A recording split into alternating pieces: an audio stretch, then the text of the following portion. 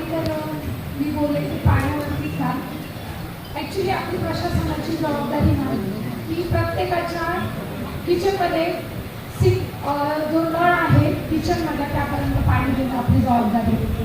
पण मॅम मला असं वाटतं की आपण स्वप्न बघतोय स्मार्ट सिटीचं, पण सर्वात आधी मूलभूत गरज आपली आहे दिवसाची सुरुवात तर एंडपर्यंत आपल्याला पाणी होती. आणि मॅम आपण म्हणजे त्याची परिस्थिती अशी आहे, मी म्हणे नाशिककर उलट वाहतोय आपण. गावाकडे नळांना पाणी असणार मॅम आत्ताची सध्याची स्थिती. आणि मी बघते प्रत्येक नगरसेवक म्हणतोय की महापौर मॅम आम्हाला एक्स्ट्रा टँकर मागवतात. मॅम ॲक्च्युली टँकर मुक्त नाशिक झालं पाहिजे, गाव झालेले आपण टँकर मुक्त, पण नाशिक उलट पाहते आम्ही टँकर मागतो. आणि मी त्या टँकर मागणं सोडून दिलं मॅम, कारण मला माहिती आहे नागरिक किती त्रस्त झालेले. आम्ही म्हणजे प्रत्येक घराघरात जाऊन बघितले ना, पाणी माझ्या प्रभागात प्रभाग 17 मध्ये सर्वात जास्त समस्या इतर प्रभागांपेक्षा ना. तर मी इलेक्शन झाल्यानंतर 2 टँकरच घेऊन टाकली. मी कधीच टँकर मागत नाही मॅम, कारण मला कळून गेले की पाणी प्रशासन देऊ शकत नाही मॅम. खूप मोठा मुद्दा आहे मॅम की अमृतचं काम आलं त्यानंतर असं वाटलं सर्वांना आता आपल्याला पाणी सुरळीत होणार आहे. मग मॅम जेवढं मी फिरते जेव्हा जेव्हा मला बोलवलं जातं प्रत्येक कॉलनीमध्ये प्रत्येक नगरामध्ये मॅम सर्वांचं म्हणणं आहे की जुन्या पाईपलाईन होत्या मॅम तेव्हा आम्हाला पाणी येत होतं, पण आता नवीन पाईपलाईन आल्या आहेत तेव्हापासून आम्हाला प्रॉब्लेम जास्त फेस करावा लागतो.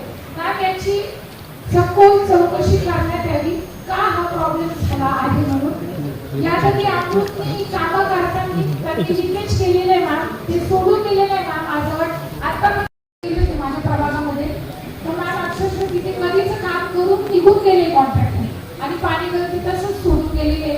नागरिक त्रस्त आहेत, पाणी जात नाही. आणि धारणकरांना मी बोलली मॅम काल, कारण मंगळवारचं शटडाऊन झालं अजून पण माझ्या प्रभागात पाणी सुरळीत नाही. आणि त्यात मॅम 4था दिवस हे पाणी नाहीच आहे. तर त्यांना मी बोलली जाऊ दे आता हे पाण्याचं काम होतं त्यावेळेस बंद करण्यात आले, पण माझ्या प्रभागात पाणी कुठंच नाही आहे. पारिजात नगर, पुष्पक नगर, गोसावी नगर, विराज नगर आणि याच्यानंतर एमएससीबी कॉलनी त्याला सर्व मी वारंवार पूर्ण माहिती देतो ना. पण त्यांनी आम्हाला काल स्पष्टपणे सांगून दिलं की तुम्ही नागरिकांना सांगून टाका पाणी येणार नाहीये. त्यांना उभं करा ना आणि विचारा की ही जबाबदारी त्यांनी अशी कशी झटकून दिली. मला सांगून दिलं सरळ सरळ की नाही येणार. मॅम एक हंडा पण पिण्याचं पाणी येत नाही. आणि गेल्या 6 महिन्यापासून मी सातत्याने पाणी देते मॅम. सकाळपासून माझे टँकर चालू होता, कधी कधी रात्रीचे 1 पण वाजतो. एवढं स्पष्टपणे सांगून दिलं. यांना बोलतील मग त्यांना आपण बोललो की साहेब असं बोलले किंवा ते अधिकारी मॅम यांना घाबरतात. सत्य परिस्थिती हे सांगत नाही मॅम.